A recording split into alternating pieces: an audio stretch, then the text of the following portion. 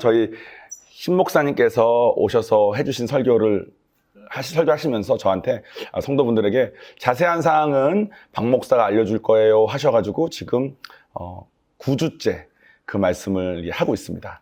이제 우리가 앞에 8번을 들었다는 전제 하에 설교기 때문에 부산 성도분들은 이제 앞에 거를 다 들었으니까 그래서 이거구나 이렇게 좀 될 수 있는데 처음 들으신 분이 혹시 오해하실 수도 있을까 좀 걱정은 됩니다만 약간의 정리와 함께 해볼 테니까 잘 들어보세요.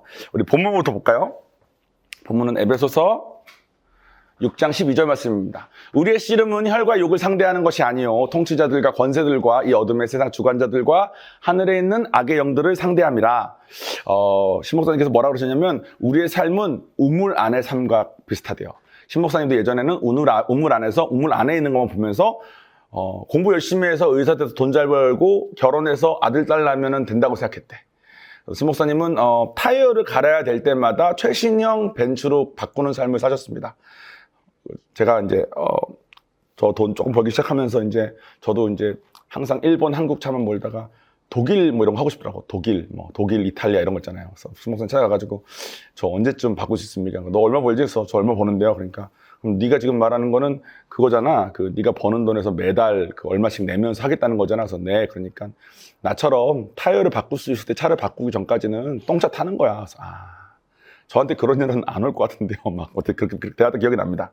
그래서 하셨는데 신목사 하신 말씀이 우리는 우물 안에 이런 일이 일어나니까 이렇게 하면 되는 거구나. 이런 일이 일어났을 때 이렇게 하면 되는구나. 이렇게 하고 다 살고 있는데 우리가 눈에 보이는 게 다가 아니라는 거야. 마치 빙산처럼 우리 눈에 보이는 건 한 10%고 안 보이는 게 한 90% 없는다는 거예요. 그게 이 밑에 있는 얘네들이라는 거예요.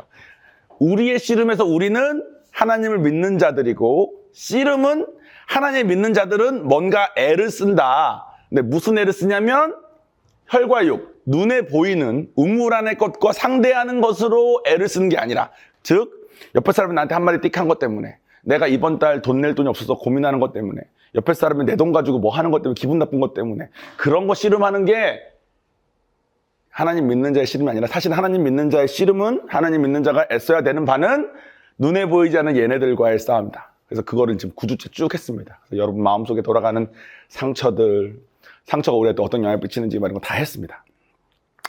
뭐 간단하게 말하자면 우물 밖에서 던지는 돌이 있다는 거야. 우리는 우물 앞만 생각하고 살았는데 우물 밖에서 던지는 돌 때문에 전혀 생각하지도 못했는데 내 무의식 중에 남아있는 상처가 어떤 아픔을 연관만 되면 막 불쑥불쑥 올라온다는 거예요. 그래서 저희 아버지는 감정이 몇 가지가 안 남으신 것 같아. 그래서 손자가 너무 귀해서 손자를 예뻐하실 때도 화를 내시더라고요. 아유 너는 그러냐 하면서 너무 좋아하신 거예요. 내가 애는 저거를 화낸다고 느낄 텐데 우리 아버지의 감정이 몇 개 안 남았구나. 우리 아버지는 하나님을 모르는 채 오래 사셨기 때문에 얘네한테 많이 영향을 받아서 아직 모르셔서 저런가 보다 이런 생각이 제가 들었습니다. 저도 감정이 몇 개 안 남았을 때 결혼했어서 제 아내가 고생을 많이 했습니다. 저는 그게 당연한 줄 알았어. 왜냐면 저도 돈 벌고 뭐 하면 되는 줄 알았기 때문에. 근데 우물 밖에서 던지는 돌이 있다는 거예요. 근데 이것이 딱 왔을 때 우리는 내 방법으로 하냐 하나님이 성경에 말씀해 주신 방법대로 하냐에 따라서 삶이 바뀐다고 했습니다. 내 방법대로 하면 저는 회피하는 사람이에요. 아버지 화낸다 그러면 이게 피해. 그리고 마치 그런 일 없었던 것처럼 편하게 이렇게 돼. 저는 이렇게 하는 사람이고 욱하는 사람 아세요? 욱하는 사람? 저는 내가 분노가 별로 없거든. 제가 조교할 때는 화가 나지 않으니까 난 예를 들어 화가 나지 않는데 내가 화를 내지 않는 것 때문에 고참이 뭐라 그러더라고. 야, 너 화를 내줘야 돼. 그래서 내가 화가 안 나는데 화가 나려고 노력했던 기억이 날 만큼 저는 분노가 별로 없습니다. 근데 분노가 많으신 분들 보면 저는 처음에는 이해가 안 되는 거야. 이게 이렇게 화낼 일인가? 근데 그분은 어떤 어려움이 있었을 때 자기를 보호하기 위한 방법으로 분노를 택하신 겁니다. 책을 좀 읽어보니까 분노를 내면 즉시 생기는 그 위안감이 있대. 그러니까 내가 너무 괴로우니까 화를 내서 자기를 이렇게 해소시키는 거야, 자꾸. 못 견디겠으니까. 제가 못 견디겠으니까 자꾸 회피하는 것처럼 그분은 못 견딜 때 자꾸. 못 견디겠을 때 돈으로 진짜 고생하신 분이 자기를 회복시키는 방법은 과소비인 거 아십니까? 그래서 계속 돈으로 고생을 한대. 근데 과소비를 했을 때 즉각적으로 오는 그 위안이 자기 방법인 거야. 괴로우면 먹는 분 계세요? 손 들지 마세요. 괴로울 때 먹는 분은 괴로울 때 먹는 걸로 즉시 그 괴로움을 일단 삭히는 거야. 일단. 자기 방법. 근데 그런 방법을 계속하면 장기화가 되고, 장기화가 되면 그게 이제 우리 몸에 체화돼서 나타납니다. 체화되는 방법은 어떤 분은 뭐 우울증, 뭐 복통 뭐 이런 것도 오는데, 어떤 분은 관절염으로도 오더라고. 자기 관절이 너무 아픈데 왜 아픈지 몰라. 자기가 다리가 굳어가는데 왜 굳는지 몰라. 근데 알고 보니까 그런 거래. 제가 섬겼던 한 명이 미군인데, 미군이었어요. 근데 11년인가 미군을 하고 1년만 더 하면 얘는 모든 그 혜택을 받을 수 있는 상태였는데 제대했어야 됐어. 관절염 때문에. 그리고 미군은 병원이 좋지 않습니까? 각종 검사를 다 받아도 아무도 모른대. 왜 얘가 그런지. 그래서 나중에 이것저것 쭉 얘기했는데, 얘는 이제 어렸을 때 이렇게 엄마랑 조금 살다가 아빠랑 조금 살다가 친척 좀 살다가 이렇게 했는데, 이렇게 살았대요. 친척집에 살 때는 식탁이 있고 식탁 끝에 TV가 있는데 얘는 항상 TV 앞에 앉아서 해야 됐대.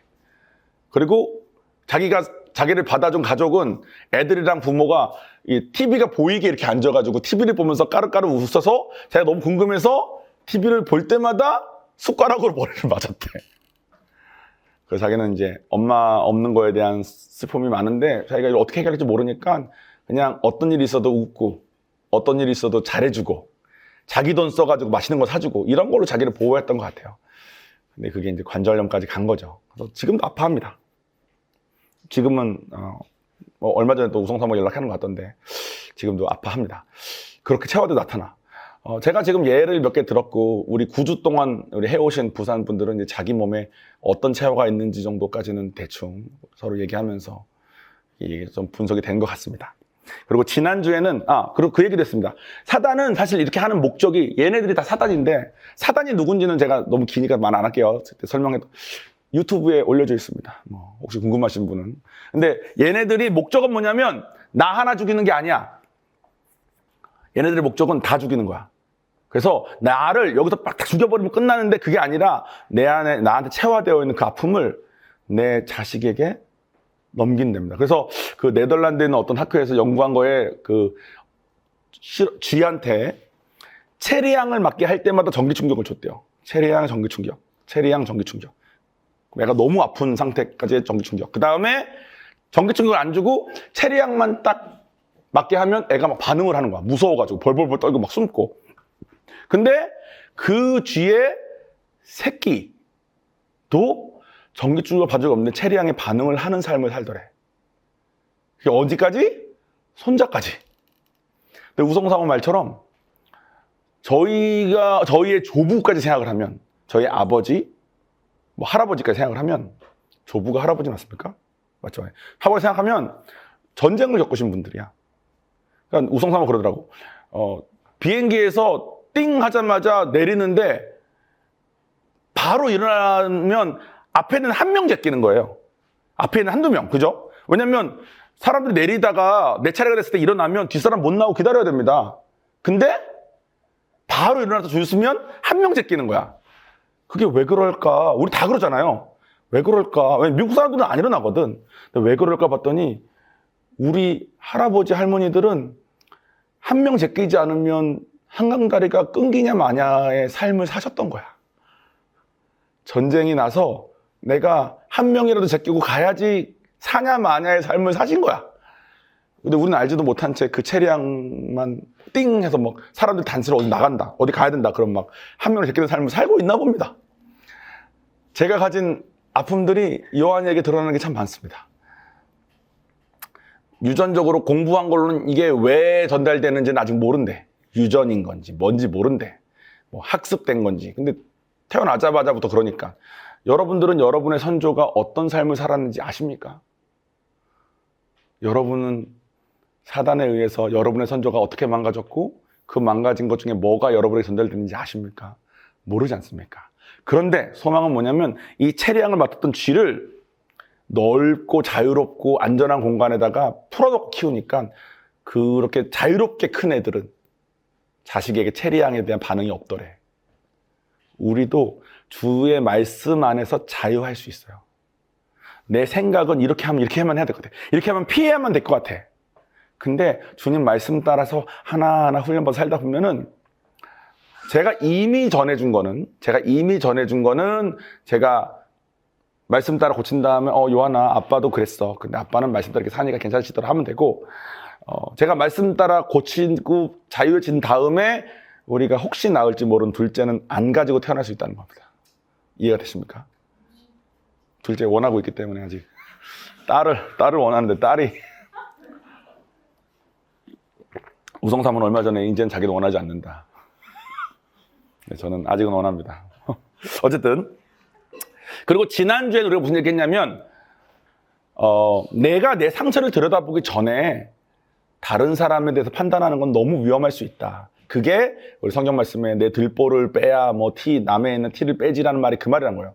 판단하지 말라가 아니라 서로 그걸 보고 도와줘야 되는 건 맞는데 내가 내 안의 상처를 보기 전엔 저 사람이 어떤 상처 때문에 저런지에 대한 생각을 못하고 그냥 나랑 다르고 저는 J니까 계획하는데 P는 계획이 없답니다. 아니 어떻게 계획이 없냐라고 뭐라고 할 게 아니라는 거야. 서로 다른데 저는 다른 거 인정하는 게 좀 오래 걸렸거든요. 그러니까 제 주변에 사람이 별로 없었습니다. 저랑 다르면 제가 막 뭐라 그러니까.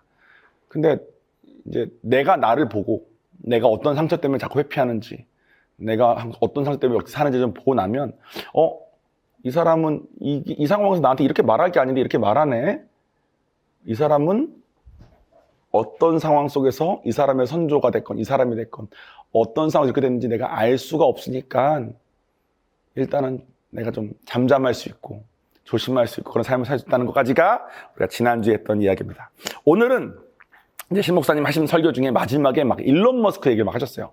화성에 가고 다 로켓을 쏘는데 완전 망할 것 같은데도 끝까지 쏘고 막 이런 얘기를 하셨습니다. 그리고 우리도 꿈을 크게 가지고 그렇게 살아야 된다 이런 말씀을 하셨어요. 그래서 막 부산에 있는 분들한테 부산에 제일 좋은 호텔이 어디냐?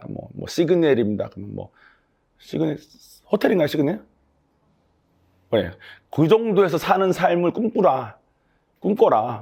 그렇게 막 이런 말씀 하고 가셨어요. 그리고 저에게 박 목사가 잘 설명해 줄 겁니다 하고 가셨어. 그래서 내가 우리 아이들을 시그니엘에 살게까지 만들어야 되겠는데 내가 이걸 어떻게 해야 되지에 대해서 제가 고민을 많이 하다가 결론부터 말하면 사실 우리는 다 날개가 꺾인 채 삽니다. 좀 살다가 해봤는데 뭐 안 되잖아요. 그러면 바로 날개가 꺾이는 것 같아. 해봤잖아. 해봤는데 안 되는데 어떡해. 너무 아팠는데 안 됐는데 안 돼서 너무 힘들고 실망했고 부모님 실망 드리기도 싫고 더 이상 아내에게 실망 주기도 더 이상 싫고 이제 못하겠는 삶을 날개가 꺾인 채 많이 삽니다. 그래서 날개를 피려면 내가 가능하다는 것을 자꾸 경험해 봐야 돼요. 근데 경험할 수 있는 유일한 방법은 하나님 말씀 따라 살아서 하나님이 내 삶의 어려움, 상처, 기적처럼 해결하는 것도 경험하고 하나님 말씀에 순종했더니 어저께 우리 유난히 간증 때 자기 막 밤새도록 했을 때도 잘했을 텐데 요즘은 자기가 그렇게 옛날에 열심히 안 하는데 유난히가 유난 프로라 그랬나? 너네끼리 말할 때 유난 프로가 맞는 일은 왜 이렇게 다 잘 되냐고 말하는 자기는 이해할 수도 없지만 하나님 도와주신 것 같다. 그런 걸 경험하다 보면 자유한데 주님 안에서 나에게 가능한 날개를 피는 삶 이 가능한 거구나. 어디까지 가능한지도 내가 이제 제한할 필요가 없구나. 이런 삶을 살 수 있게 된다는 게 결론입니다. 결론을 가기 전에 제가 한번 이것저것 생각을 조금 같이 해봤으면 좋겠습니다. 빌립보서 4장 제가 아까 준비해달라고 했는데 빌립보서에 보면은 되게 유명해요. 이거 운동선수들 이거 몸에 문신된 애들 되게 많습니다. 미국 애들 이런 애들. 빌립보 4장 10절 보면은 내게 능력 주시는 자 안에서 내 모든 것을 할 수 있느니라 라는 말씀이 있어요. 간증 같은 거 들어보면은 진짜 말도 안 되는 무슨 일이 일어났어요. 막 이런 일도 있고 그때 이 구절 많이들 쓰십니다. 그래서 저는 예전에 그런 오해했어요. 교회 열심히 다니고 기도 열심히 하면 진짜 엄청난 것들을 경험할 수 있나 보다. 나는 지금 삶이 날개가 꺾여 있고 보잘것 없는데 내가 하나님 믿어봐야 되겠다. 그럼 나도 잘 되려나 보다. 저는 이게 막연히 내가 원하고 내가 하나님 안에서 바라기만 하면 뭐든지 하나님이 다 도와주셔서 할 수 있다라는 걸로 저도 오해했었고 많은 분들이 그래서 기복적인 신앙을 많이 갖는 것 같아요. 근데 사실은 이 내용의 뜻은 이겁니다. 우리가 지금까지 했던 것이 뭐였는지 잘 생각해 보세요. 우리가 제가 했던 것은 내가 어떤 상황을 맞이했을 때 그것에 대해서 내 방법으로 하던 것이 내 방법이 아니라 하나님이 예할 땐 예하고 아니하면 아니하는 삶. 하나님이 너 이 집 저 집 전전한부 살았는데 나 너 한 번도 떠난 적 없고 난 네 엄마 뱃속에 있을 때부터 알았어 했던 그 말씀을 믿는 삶. 나는 이거밖에 안 돼. 우리 부모는 이래서 어쩔 수 없어. 이렇게 내 눈에 보이고 아까 보이는 혈과 육 그런 거에 얽매여 있는 삶이 아니라 하나님 말씀 안에서 자유롭게 체리향 맡았지만 전기 충격 받아봤지만 자유롭게 살 수 있는 쥐처럼 그런 걸 할 때 가능한 것을 말하는 거예요. 예를 좀 드리겠습니다. 좀 조심스럽습니다. 왜냐면 저희 아버지의 예인데 저희 아버지는 저한테 이게 설명을 잘 이렇게 해주시는 분이 아닙니다. 왜냐면 군인이셨기 때문에 아버지 관련한 일들을 저한테 이제 가족한테도 뭐 저희 엄마한테는 모르겠지만 저희한테는 최소한 뭐 이게 이래서 저게 저래 이렇게 말씀하시는 분이 전혀 아니세요. 그래서 제가 지금 전하는 내용은 제가 들은 내용만 말하는데 뭐 아버지께 여쭤봤을 때는 그게 뭐 그렇긴 한데 요런 건 요랬어 이렇게 하는 게 있을 수도 있습니다. 근데 제가 지금 말한 내용에 아버지가 실제 있었던 그 일을 포커스하지 마시고 하나님 안에서 아버지가 뭘 겪으셨는지를 생각하시면 들으면 좋겠습니다. 저희 아버지가 이제 군인이셨는데 저희 아버지는 장군님이셨어요. 별이 2개였습니다. 별 2개면 여러분 되게 높은 겁니다. 전역하시고 난 다음에 이제 사회 나오셨는데 별 2로 전역을 하면 젊습니다. 아직 젊어요. 그리고 별 2로 살았으니까 막 몇만 장병을 자기 원하는 대로 이렇게도 시키고 저렇게도 시키고 막 경험했던 분인데 갑자기 자기가 이제 딱 나온 거야.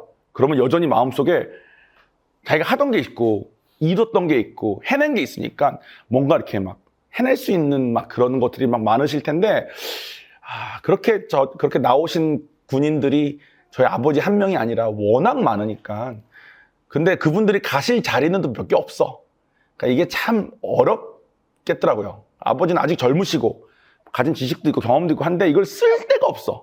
그러니까 아버지가 막 대학교 같은 데서 뭐 안보 관련한 강의도 하시고 뭐 좀 하셨는데 아버지가 뭐 애들이 뭐 내가 밥 사줄 때만 좋아해. 뭐 애들은 뭐 내가 하는 거 전 듣지 않아. 뭐 내가 아버지 요즘 애들이 누가 안보에 관심이 있겠어요. 뭐 그냥 정치인이 알아서 한다고 생각하겠죠. 뭐 이러면서 그냥 그렇게 하다가 아버지가 하나님을 만나셨어요.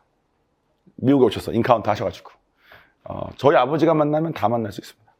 저는 그건 확신할 수 있습니다. 만나셨어요. 그리고 돌아오셨어. 돌아오신 다음에 이제 전 미국에 계속 있고 아버지는 계신데 아버지가 이제 저한테 설명을 잘 안 하시지만 원하시는 것만큼 활동을 못 하시고 계신다 정도는 내가 느끼고 있었는데 제가 이제 한국에 왔습니다. 아버지랑 같이 이제 얘기도 하고 밥도 먹고 또 아버지가 제가 살이 쪄 있으니까 등산도 같이 하고 이렇게 하는데 제가 아침에 이제 말씀을 묵상하고 기도하는데 하나님께서 저한테 이런 감동을 주신 게 있어요. 너네 아버지가 히스기야 왕처럼 기도하기를 원한다. 나는 우리 아버지 하나님 만나셨지만 뭐 신앙생활을 하시는 분이 전혀 아니었기 때문에 또 신앙생활을 하면 술도 못 마시고 못하는 게 많다고 생각하셔서 안 하고 계셨기 때문에 이걸 전할 수나 있을까? 하나님한테 이 받은 감동을. 그런 마음으로 이제 말 한 하루 이틀 못하고 이렇게 있다가 같이 등산하는데 등산을 올라가는데 아버지가 이제 뭐 이런 얘기 저런 얘기 하시죠. 근데 아버지는 주로 관심이 이제 제 이야기입니다. 제가 그때 좀 뭐 미국 유학은 갔는데 영어도 못하고 대학도 뭐 영화학과 나왔으니까 한국 사람들이 아는 대학교도 아니고 뭐 한국 돌아오면 얘가 갈 데가 없어 보이고 막 한국 영화판도 다 그렇고 뭐 영 별로인 상황이니까 아버지가 제 걱정이 많이 되셨겠죠. 결혼은 어떻게 할래? 뭐 언제 할래부터 뭐 돈은 어떻게 할래? 막 이런 걱정을 막 하고 계실 때니까 등산하는 내내 하는 얘기가 내 얘기야. 정원아 이렇게 살면 안 된다. 뭐 정원아 저래야 된다. 막 올라가다가 한번 타이밍이 딱 왔을 때 제가 아버지한테 아버지 근데 있잖아요. 아버지는 제가 이렇게 말하면 조금 오해하실 수도 있는데 이렇게 성령을 받고 하면 이게 하나님의 감동을 주실 때가 있어요. 근데 하나님이 제 감동 주시는 것도 잘 없고 저는 감동을 듣기에는 너무 교만해서 음성도 잘 못 듣고 그러는데 아버지에 대해서 뭐 받은 거인데 들어보실래요? 그러니까 아버지가 갑자기 눈이 동그래지시는 거야. 나에 대해서 뭐 주신 말씀 있다고? 그래서 내가 왜 그냥 들어보실래요? 그랬어요. 아버지가 그래 해봐. 그래서 이제 주제가 이제 아버지로 바뀐 거지. 아버지한테 아버지 제가 뭐 잘 모르는데 아버지가 히스기야 왕처럼 기도하길 원하신대요. 그래서 히스기야 왕이 뭔데? 뭐 히스기야 예화가 몇 개 있습니다만 주로 제일 유명한 장면은 이제 당시에 진짜 제일 잘 나가는 나라가 아마 아수르. 제가 단어 잘 까먹지 않습니까? 아수르였어요. 아수르가 막 쳐들어온 거야. 얘네. 그래가지고 완전 막 둘러싸였어. 18만 5천 명이 왔대. 아수르 군이. 이스라엘은 얼마 안 되는데. 근데 그 상황에서 이스라엘군을 잘 모아가지고 얘네들을 어떻게 칠까 이걸 고민하지 않고 얘는 골방에 들어가서 기도를 한 거죠. 기도하고 났더니 얘네들이 하나님의 사자에 의해서 다 이렇게 해가지고 다 얘네가 다 처치되고 이스라엘이 이제 잘 이렇게 보존된 장면이 있습니다. 그래서 그런 장면을 말하면서 아버지 제가 아버지 지금 돌아가는 상황은 전혀 모르지만 아버지가 이렇게 아버지가 할 수 있는 거 하지 말고 기도하길 원하시나 봐요 하면서 제 머릿속에 무슨 생각이 있었냐면 그동안 군생활 열심히 하셨으니까 이제는 기도하는 삶을 사셔라. 약간 이렇게 이해했어요, 저는. 받았을 때부터. 그래서 아버지께 말씀드렸어. 아버지가 갑자기 그걸 내가 올라가는 중간에 말씀드렸는데 정상까지 나가고 한마디를 안 하시는 거야. 이분이 말하는 걸 너무 좋아하시기 때문에 말을 안 할 수가 없는 분이거든. 정상까지 한마디를 안 해. 정상 올라서 밥 먹는데도 한마디도 안 하시는 거야. 밥을 다 먹고 내려가려고 할 때 아버지가 정원아 사실은 그래서 네 그러니까 대학에서 가르치는데 애들이 자기가 밥 사줄 때 말고는 관심이 없고 자기가 하는 수업도 관심이 없고 내가 지금 뭐 하고 있나. 왜냐면 그런 애들이 아버지 군인이셨을 때 병사 같은 애들인데 군대에 있을 때는 병사 같은 애들은 한마디 하면 막 우리 엄마 등산시키려고 우리 엄마가 산이 험해서 등산 못해 그러니까 사병들 써가지고 산을 완만하게 깎은 분이거든 우리 아버지는. 그러니까 사단장님은 그럴 수 있어요. 아버지 말로는 그럴 줄 몰랐다는데 뻥이야. 다 알아. 근데 우리 엄마는 안 올라갔어. 애초에 병사가 중요하게 않았기 때문에. 그러니까 아버지는 그러셨던 분이 대학에 와서 가르치는데 애들은 자기 말 듣지도 않고 막 설교하고 수업하고 나가버리고 막 이러니까 아버지가 이제 못 견디는 거지. 그래서 아버지가 아버지처럼 군인에 있다가 나왔을 때 지원할 수 있을 만한 그런 포지션들이 있어요. 근데 다 높습니다. 막 차관급 막 이래. 차관급 포지션 중에 하나를 아버지가 지원을 했대. 근데 지원하기 전에는 몰랐대. 지원하고 나서 보니까 아버지는 육사 몇 기신데 그 전임자가 아버지보다 몇 년 선배야. 그러니까 아버지가 지원했다는 것은 그 선배랑 자기 사이에 있는 모든 사람을 약간 무시하는 행동처럼 보여질 수 있고. 근데 아버지는 진짜 몰랐대요. 아버지는 자기는 포지션이 있어서 지원했다. 지원했는데 알고 보니까 내가 아직 지원할 때도 아닌데 지원을 해서 선배들이 야 너는 우리도 다 몇 년 쉬다가 여기 지원하는데 너는 어떻게 야 이런 식으로 오해도 하시는 것 같더라. 그리고 여기가 되려면 뭐가 조건이 있는데 아버지는 조건이고 뭐가 없는 거야. 아버지는 그냥 포지션이 떠서 지원했는데 입장만 난처해지고 이런 상황이 됐다는 거예요. 그래서 아버지한테 그래요? 그럼 나는 기도하면 될 거야라는 말을 안 했어요. 왜냐면 애초에 받은 게 그게 아니니까. 아버지한테 아버지 근데 하나님이 그렇게 기도하시래요. 이렇게 했어요. 그리고 말았어. 그리고 내가 한 달인가 한국에 있는데 한 달에 한국에 있는 내내 그 뒤로는 한마디도 하지 않았습니다. 히스기야 왕이니 뭐니 아버지 요즘 기도하고 있냐 얘기 안 했어요. 근데 이제 제가 제 일정들을 막 하고 돌아오기 직전인가 다시 아버지랑 등산할 때 아버지가 그러시더라고요. 내가 새벽 기도를 한번 가봤다 해서 아버지 이제 그러면 히스기야처럼 기도해 보시는 거예요? 그러니까 아버지가 기도는 네가 말한 다음 날부터 하고 있었지. 근데 내가 기도를 해본 적이 없으니 집에서 혼자 기도 아무도 모르게 하고 있는데 내가 똑바로 하고 있는지가 궁금해가지고 새벽 기도를 한번 나가봤대. 근데 별게 없더래. 다 그냥 자기가 하는 것처럼 고개 숙이고 두 손 모으고 말하는 거더래. 그래서 자기는 그냥 내가 똑바로 하고 있구나 싶어서 기도하고 있대. 그래서 아버지 잘하고 계세요. 그러면 이제 히스기야 왕처럼 좋을 거예요. 이러고 왔는데 우리 아버지가 그 포지션이 됐습니다. 그래서 아버지가 차관급 포지션을 마지막에 하시고 저는 그때 사실 어떤 상황이었냐면 전 영화를 전공했기 때문에 영화는 이게 영화학과가 좋은 학교들은 별로 유명한 학교들이 아니에요. 그래서 제가 나온 대학교가 영화학과 쪽으로는 꽤 괜찮은 한 10위권 되는 학교인데 한국 사람들이 아무도 모르는 학교를 나왔습니다. 그러니까 저는 영어는 못하고 영화학교를 나왔는데도 영 쓸 데도 없고 영어를 못하니까 헐리우드도 못 가고 난 충무로를 가야 되는데 충무로에서 나를 받아줄지도 모르겠고 이런 생각이 있었어요. 그래서 제가 갈 수 있는 이것도 미국은 비자가 중요하니까 제가 이제 학생을 유지하든 직장인이 되건 해야지 미국에 남을 수 있는데 미국에서는 나를 안 뽑아. 얼마큼 안 뽑냐면 영화사도 막 가봤는데 아무도 안 뽑고 내가 미국의 데니스라고 한국으로 치면 미국의 김밥 천국 같은 데 있습니다.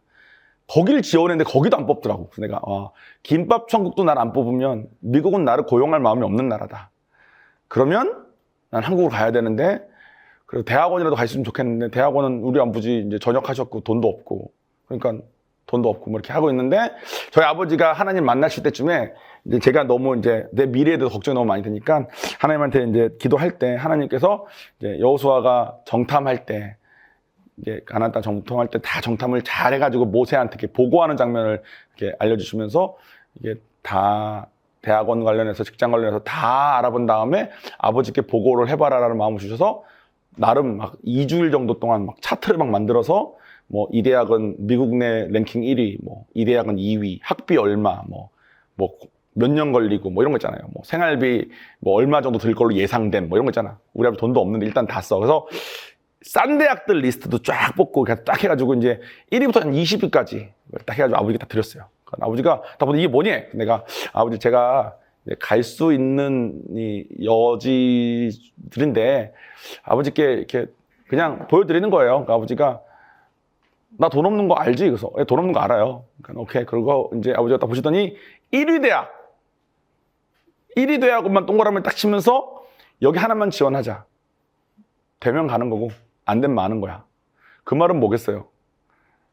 제가 이제 뭐 만약에 한국으로 치면은 제가 이제 뭐 고등학교 성적 뭐 중간 삐리삐리 하고 있는데 서울대만 되면 가고 아니면 대학 못 가는 거야. 이 말씀하신 거야. 나는 이제 마음에 아버지가 지원 안 해주면 내가 학비도 할 수 없고 대출도 못 받고 하니까 나는 끝났구나 하고 시키시는 대로 그 1위 대학 하나만 준비해가지고 1위 대학은 1위 대학답게 준비해야 되는 것도 별로 없어. 그냥 그동안의 경력을 내래. 그럼 경력이 뭐 없잖아. 그러니까 없는 경력에 뭐에 해가지고 이렇게 준비해가지고 지원하고 그건 이제 제껴놓고 아버지 전도에 마음을 쏟았습니다. 사실 쉽지 않았어요. 사실 한때는 내 아버지 아주 오래 사실 것 같아가지고 아버지 전도보다는 내 미래가 더 중요하다는 생각도 많이 들었습니다. 근데 그냥 1위 대학만 지원하고 했는데 나중에 기회가 되면 뭐 이것도 간증을 하겠지만 아버지랑 되게 비슷한 방법으로 저도 그 1위 대학원이 됐습니다. 그래가지고 세계 1위 대학원을 나왔어요. 근데 자랑하지 않습니다. 왜냐면 제가 내 실력으로 들어간 게 아닌 걸 내가 알거든. 들어가자마자 모든 사람이 알았어. 정원이는 여기 올 애가 아닌데 어떻게 말도 안 되게 왔다. 어쨌든 그래서 저는 제가 나온 대학을 그렇게 자랑하지도 않습니다. 제 아내가 저의 그 점이 좋았대. 그 정도 학벌인데 자랑하지 않는 거가. 나는 내가 간 게 아니어서 자랑하지 못했을 뿐인데. 어쨌든 근데 우리 아버지가 차관급 자리가 된 것 덕분에 포지션이 생기니까 대출이 나오고 아버지가 그 포지션으로 대출 받아서 학비 보내고 그 포지션 생활하시면서 대출 받은 거 갚고. 그래서 아버지가 저한테 마지막 학비 보내주실 때 정원아 이게 마지막 학비지? 그래서 내 아버지 그동안 너무 감사했어. 그러니까 나는 너 그 대학원 보내려고 여기 하나님 주셨나 봐. 너 이 대학원 학비 보내고 남은 임기 동안 이렇게 대충 하고 나면 얼추 또이또이 돼 그러시더라고.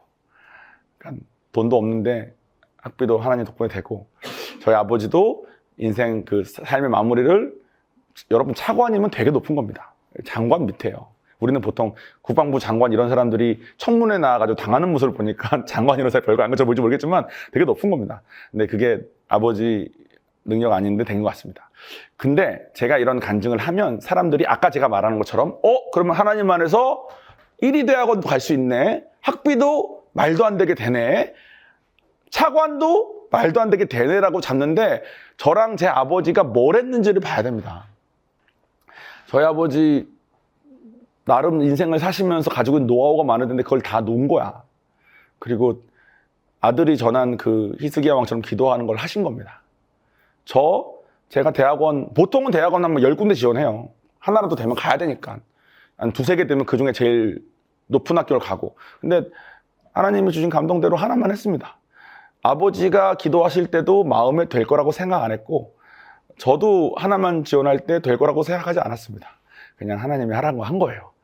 근데 하나님은 불가능한 게 없기 때문에 하나님의 뜻과 나의 뜻을 맞추고 살 때 저희 삶에 제한 없이 일하실 수 있는 분인 것 같아요. 제가 IGM에 따라 나오진 않으셨지만 예전에 GMI에서 그룹 세븐 같이 있으셨던 한 집사님을 아는데 그분이 냉면 가게를 하시거든. 근데 그분이 저한테 제가 그분 냉면 가끔 먹으러 갔어요.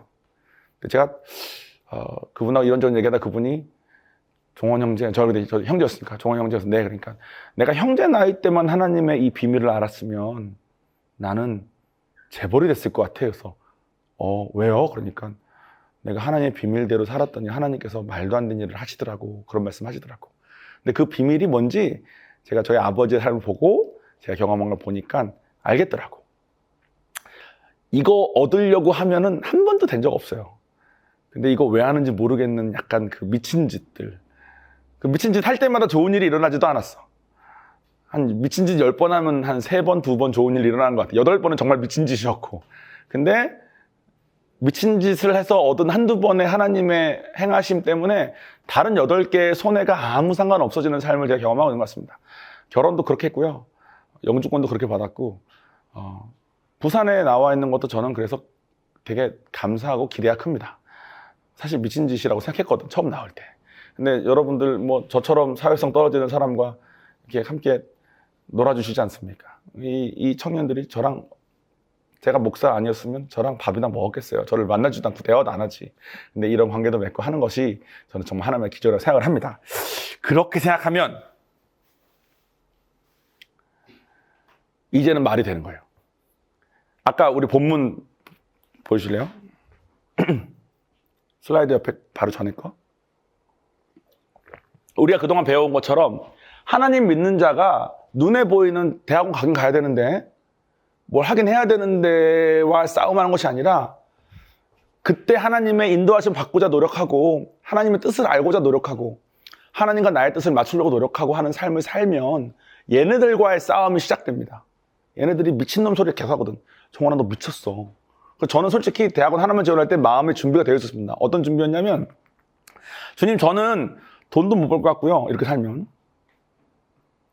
결혼도 못 할 것 같고 교회 말고는 갈 데 없어서 맨날 교회에 있는 그런 나이 많은 그 골칫덩어리 청년이 있어. 아저씨 같은 청년. 그 청년으로 평생 살다가 뭐 이 권사님 저 권사님 다 와가지고 종원 형제 결혼해야지 해야지 하면서 아무도 권사님들이 날 소개시켜주진 않는 그런 삶. 그렇게 살다가 천국 갈 것 같아. 그럼 천국 가면 하나님 내가 왜 그렇게 찐따로 살다 왔는지 하나님 기억하셔야 된다고.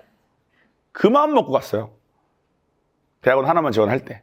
내 인생 그때 그 26이었거든요. 나름 너무 중요한 제일 황금의 시간의 그 선택을 얘네가 주는 생각은 종원아 너 결혼도 못 할 거야. 너 지금의 이 가난함, 지금의 이 1불짜리 햄버거만 먹는 삶을 50 먹어도 먹을 거야. 그럼 내가 그거 들으면 예수 이름으로 이거 안 했어. 그래 네 말이 맞아. 나 평생 루저로 살 것 같아. 평생 안 될 것 같아. 이해도 안 되고. 근데 제가 경험하고 나니까 하나님이 내 삶에 할 수 있다는 것을 이런 싸움이 있건 말건 주님 신뢰하고 그분이 좋으신 걸 믿고 의뢰하고 하고 한두 번 경험하고 나니까 제가 솔직히 경험한 게 3-4개 되는 것 같거든요. 그 3-4개 때문에 이제 저 어디서 누구랑 얘기해도 저 여러분 뭐 벤츠 코리아에서 연락 오고 한국 문화관광부에서 연락 와서 프로젝트 맡기고 막 그랬습니다. 내가 내 실력을 알아서 안 맡아서 그렇지. 난 내 실력을 뻔히 아는데 문화관광부에서 뭐 LA에서 있는 뭐 무슨 총영사가 뭐 할 때 무슨 행사를 맡아달래. 제가 바쁩니다. 하면서 속으로 주님 제가 준비됐을 때 한 번 더 기회 주셔야 돼요 주님. 막 이러면서 내가 내 실력을 내 꼬라지를 아는데 내가 뭘.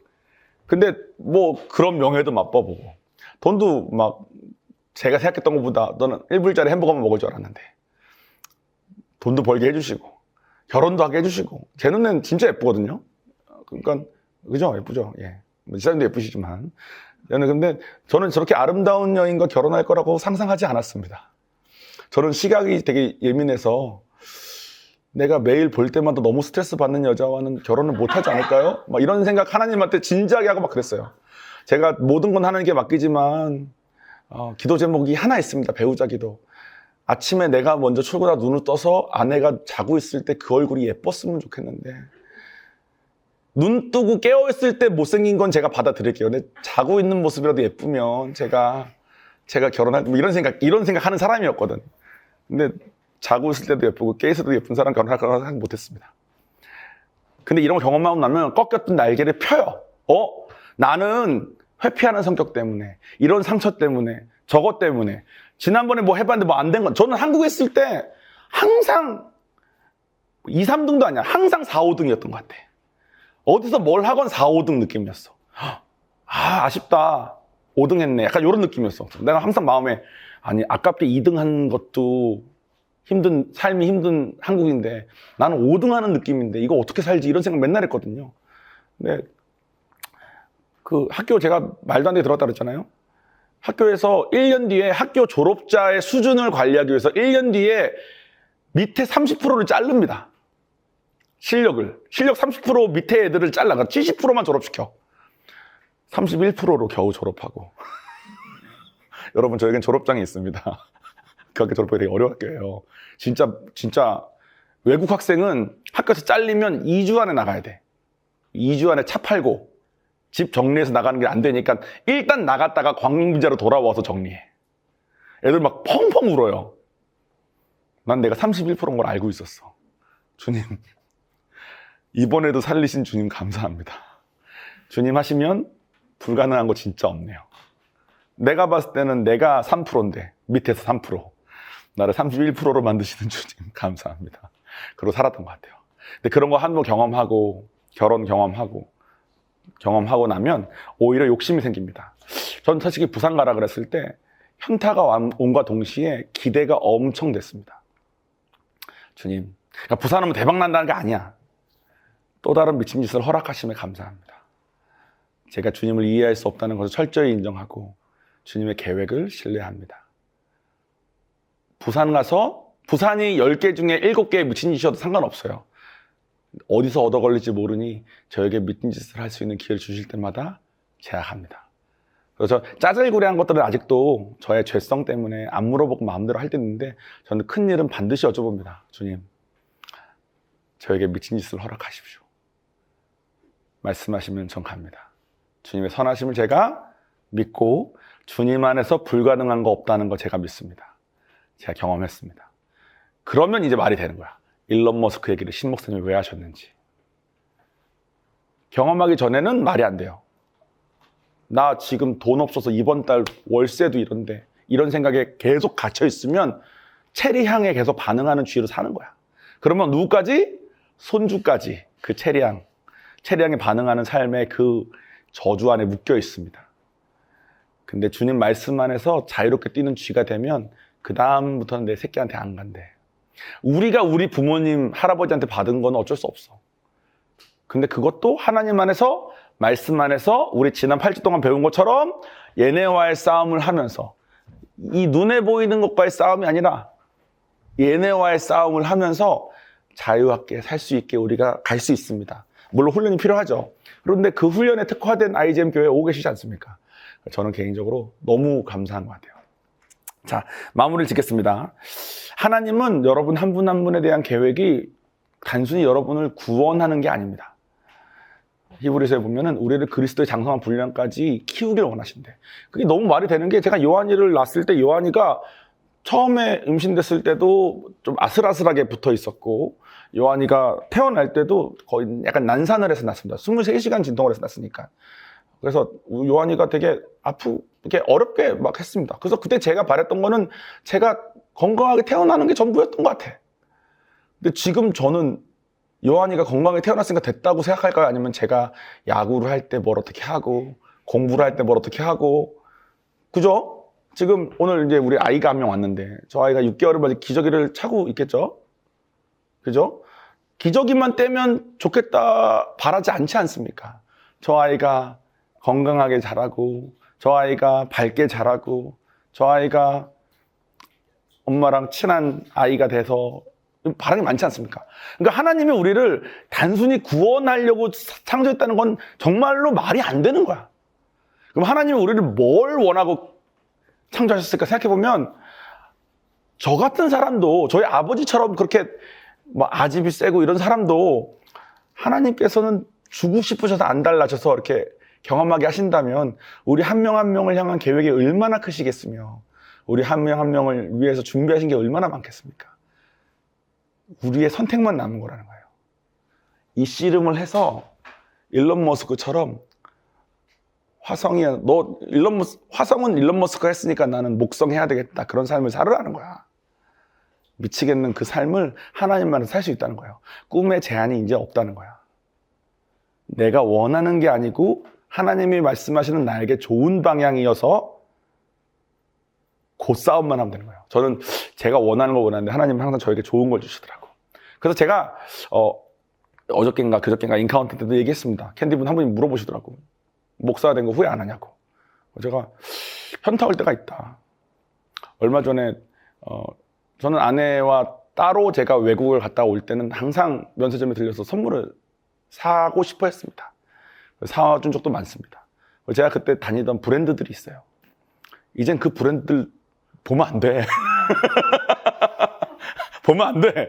그래가지고 그 브랜드 말고 면세점일 필요가 없는 브랜드가 있습니다. 그래서 그 브랜드 면세점 사지 않고 그냥 내가 그냥 오늘 좀 잘못한 것 같아. 그럼 집에 가는 길에 와이프한테 어울리는 거 하나 사가지고 주면 이제 와이프한테 어울리니까 당신 기분은 상했는데 귀는 예쁘네. 뭐 이런 거 있잖아요. 당신 나에게 마음은 상했지만 목걸이는 예쁘네. 이런 삶을 사는데 그 브랜드의 면세점에 가서 그 브랜드 면세점에 뭐 얼마 할인도 안 하죠. 이제 가격을 많았는데 거기 갔는데도 가격을 보니까 뭐 이상은 안 돼. 근데 같이 가준 자매들한테 얼마 이상 아닌 걸로 해서 우리 골라보자. 오늘 안 했네. 그거 살 때 마음에 현타가 옵니다. 아, 나 이제는 이런 거 못 사는구나. 나 이제는 이런 거 맛있는 거 못 먹는구나. 근데 목사가 된 다음에 실망한 적은 한 번도 없었던 것 같아요. 왜냐면 내가 원하는 거는 뭐 그런 브랜드 가서 사주는 거지만 나에게 좋은 거는 저처럼 사회성 떨어진 사람에게 이렇게 젊은 아이들이 같이 얘기하고 밥 먹고 이야기하고 저 같은 꼰대가 말하면 못 들을 텐데 그래도 그 말 듣고 뭐라도 해봐가지고 삶이 변화되고 어르신분들이 솔직히 저는 거의 뭐 손주뻘 아닙니까? 근데 그래도 목사라고 얘기하면 들어주시고 같이 얘기하고 이런 삶을 사는 거가 진짜 감사한 것 같아요. 제가 실망할 수 없습니다. 여러분들도 여러분들이 원하는 방향이 아닐 수는 있지만 반드시 여러분에게 좋은 방향일 겁니다. 그 좋은 방향에 선하신 하나님께 갔으면 좋겠고 그 시작은 하나님을 만나는 거야. 그래서 우리 팀 멤버분들 중에서도 안 만나신 분이 몇 분 계시고 오늘 또 캔디분을 대표해서 한 분이 나와주셨는데 대표로 나오신 분도 하나님 아직 안 만나셨다면 하나님을 만나고 난 다음에 우리가 할 얘기가 너무 많습니다. 하나님 만나기 전에는 천국이 단 것 같아. 근데 내가 지금 오늘 한 설교 들어보니까 천국이 다가 아닌 것 같죠? 그럼 하나님 만난 다음에 이제 우리가 어떻게 살아야 될지에 대해서 할 얘기가 얼마나 많겠습니까? 좋으신 하나님을 우리가 경험하고 누리고 전하는 삶을 살았으면 좋겠습니다. 기도하겠습니다.